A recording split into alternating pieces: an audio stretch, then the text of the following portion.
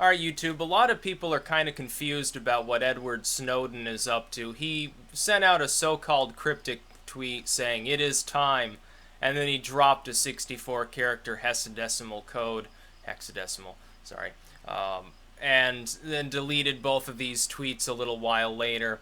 And people are mystified. They said, "Oh, it must be a dead hand system. Somebody just killed Snowden and he failed to type into his program, every 24 hours because he's dead and he can't do that. So now it's dropped this material online so that journalists can crack the encryption on the files he sent him or something." Glenn Greenwald, who is in regular communication with and helps Snowden, from Brazil, I believe, if I remember correctly. I wonder if he's fucking watching the Olympics and remarking about how terrible they are so far. There's that French dude that broke his leg. Is pretty funny to see the bone jutting out from the lower leg. It's pretty morbid. But Glenn Greenwald has said, yeah, Snowden's alive. He's well. No, he didn't get assassinated. He didn't get abducted. He didn't get, coke shoved up his ass by the CIA or something. So that particular theory is out. It's not true. Glenn Greenwald is basically the go-to guy when it comes to keeping up with what's going on with Edward Snowden because they're in regular communication. What I think happened is that the tweet was directed at some specific individual. It's time to drop some sort of document dump. And then that's the decryption code. It's the key that allows the files to be opened. He then deleted the tweets, probably just to get people to pay attention so that people who are more aware of like mass surveillance, the police state, censorship and stuff, the sort of people who they subscribe to WikiLeaks and they follow what Edward Snowden and Julian Assange and some of these others have said over time, people that are more awake and understand just how bad the situation is, would give it their full attention because then it looks more cryptic. If you offer a more detailed explanation, and it's going to take some weeks or whatever to actually go through these files so that whoever's going to release them can get an idea of their content, make sure that they're properly distributed to the press and so forth. Now, people will lose interest. A lot of those individuals will sort of move on. They'll forget all about it. But if you make it more cryptic, you can hold people's attention. It's not a dead hand. I'm sure he does have such a system. I'm sure Assange and many others have similar systems as well. But that being said, that's not the only reason he would dump a decryption code. The other main reason why is simply he wants something specific released. Here's the code. Plug it in, grab the files because now they're no longer encrypted and they can be released to the world at large. Now, what they could possibly be regarding, who can fucking say? It's almost certainly NSA related if it's coming from Snowden.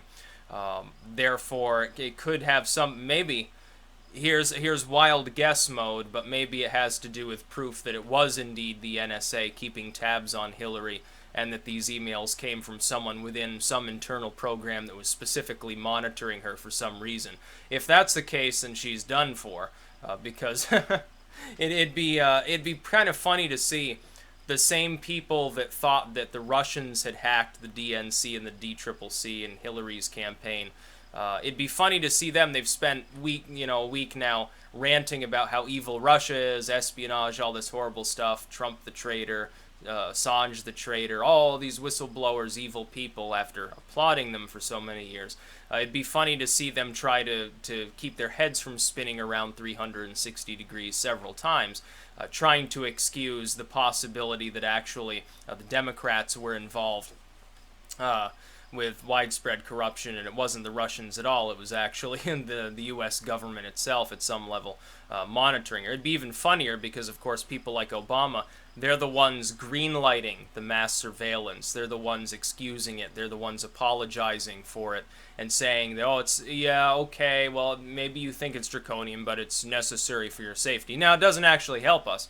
Snowden, I said early on, I said, no, he's not a hero, but he is a patriot. What he did was fundamentally right. The people have a right to know that their constitutional rights are being violated. The government cannot legalize its violation of the Constitution of the United States in any way, shape, or form. That power is not given to it. So if it is violating it, and it's trying to hide that fact that it is violating it from people, and somebody exposes that, then in a de facto sense, they can't possibly be committing treason. The idea that he's giving aid to America's enemies by disclosing an unconstitutional surveillance apparatus to the American people is quite clearly wrong. There's no treason involved. That being said, Snowden fled rather than face the U.S. justice system, probably because he realized that government at all levels endorses this kind of mass surveillance. It would be a kangaroo court. He'd probably go to the slammer for the next 40 years. But he had more material there, and he's releasing some probably now. The other possibility is that it was a test of a dead hand system, or a test of the ability to tweet out such a code and see, is the government watching enough to delete my Twitter the second I post it? Does this program that is supposed to spit out certain codes at certain times if I don't log in or I don't sign something or whatever happens, I don't input the right code into this computer every 24 hours, it suddenly starts releasing decryption codes. It might have been a test of such a system. Maybe he's got a new system going on, or maybe he never had a dead hand system before and now he does, and he was just sort of having a chuckle at people's expense. Regardless, though, he is alive. He is apparently well. He'll probably start tweeting again soon. He might be too busy to tweet. If this is related to releasing the key to encrypted files, he may be in close and constant contact with some individual or group that has the files that the code was for, and he may not really have time right now to be tweeting. Maybe he's spending 14 hours a day doing that sort of stuff, trying to coordinate things, in the other 8 hours trying desperately to pass a turd and get enough sleep so he can do it again the next day. That's always a possibility. No, but he's not a traitor. He is a patriot. He did the right thing. Technically speaking, under our so-called justice system, a person even exposing government wrongdoing is supposed to face the music of justice, but I can't honestly blame him for deciding to go over to Russia. I know people wanted to make big of the fact, he went to China and then Russia obviously is exposing state secrets. Well, all the documents he's dumped, naturally the Russians and Chinese are going to be able to read up all about the NSA now. That was kind of inescapable, but the fact is that the programs were geared towards committing acts of surveillance on the U.S. population, which is clearly wrong. It's not within the government's capability to do so legally. Several courts found the same. Unfortunately, what ended up happening is the court stayed their decision. This is the only reason why the NSA is still operating these programs.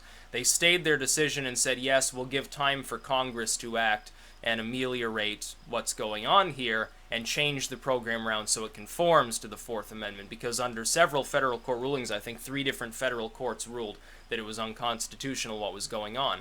What happened is that the McConnells of the party, in ignoring like the Rands of the party, and in collusion with the half-assed Ted Cruz's of the party, and those were the 3 main figures at the final sort of debate before they ended up passing the Band-Aid on a Gaping Wound Act, as you might as well call it, that so-called reforms the NSA. What they did was they took action in order to negate the federal court's rulings, but the problem is fundamentally still there. The programs are still quite operational. The only difference that has been made is that the federal government is no longer the one storing the actual data. Private companies are. It still violates the Fourth Amendment. They're still conducting warrantless searches on a mass scale with a rubber stamping FISA court process. It's just that they're not the ones storing the data directly. Technically, the corporations storing the data can say, no, you can't do this. But are they really going to do that? They've got a FISA court breathing down their neck. They've got the federal government with legions of lawyers breathing down their neck. They're not going to do a damn thing. It doesn't matter what telecom company you're talking about. But yes, this particular tweet that he made, this code, is quite obviously a key to decrypt one or more of these files. It may be some time before we know what it pertains to, the only other possibility being it was a test of such a system. He is not dead. He's alive and well. Assange is also alive and well. I'm sure that there are plenty of people in various governing entities across the world that wish that they weren't, but there's really not much they can do about that fact at the moment. And I don't think that they ever fucking will, which is good, because we should be able to see everything that Snowden's got, not just a portion of it.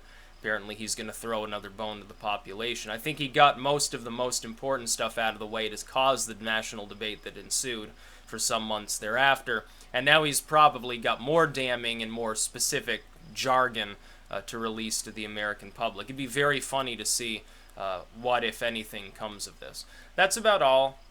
Peace out.